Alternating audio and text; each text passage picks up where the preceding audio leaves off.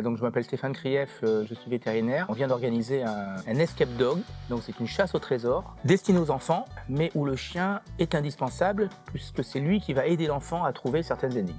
Je réalise ce genre d'événement parce que je trouve qu'il y a de plus beau dans la relation chien et homme, c'est effectivement cette connivence et l'aide que peut amener l'animal à l'enfant ou à la personne dont il est le propriétaire.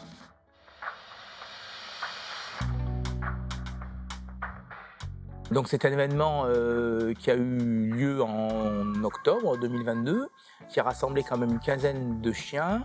On avait donc 15 participants, il y avait 5 ados de 13 à 14 ans et on avait à peu près une dizaine d'enfants. Ça s'est fait dans les ruelles de Grand, c'est le long de la Toulouse. Le long du parcours, on disposait 5 énigmes. Ces énigmes servaient au final à trouver le nom d'un personnage célèbre.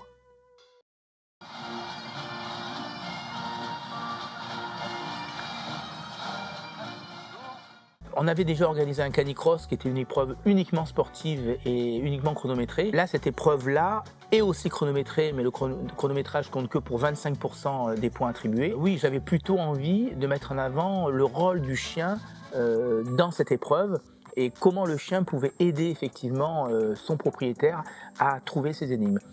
Certaines énigmes d'ailleurs ne peuvent être trouvées que par le chien, parce que j'ai toujours trouvé un peu magique en fait l'aide que peut apporter le chien à un humain par ses caractéristiques d'odorat, de flair, de vision. Toujours trouvé que le chien avait un rôle prépondérant dans beaucoup de situations. Alors là, c'est évidemment une situation de jeu, mais l'animal de compagnie peut aider des personnes non-voyantes, peut aider sur des recherches de stupéfiants.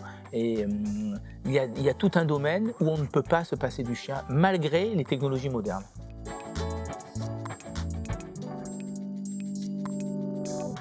Eh ben, ils sont les bienvenus pour la prochaine édition.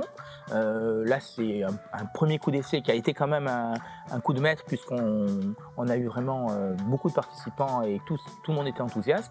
Je les invite à venir nous rejoindre, à s'inscrire pour la prochaine édition qui sera peut-être sûrement différente. Alors qu'ils n'hésitent pas ou à nous appeler directement à la clinique pour la prochaine édition ou à se connecter sur notre site de notre association, les Corneaux de Provence, où chaque année on publie le prochain événement. On prend beaucoup de plaisir à réaliser ce genre d'événement, à rassembler du monde et dans du spectacle comme ça vivant, qu'on fasse sortir les gens, et je prends vraiment beaucoup de plaisir à l'organiser.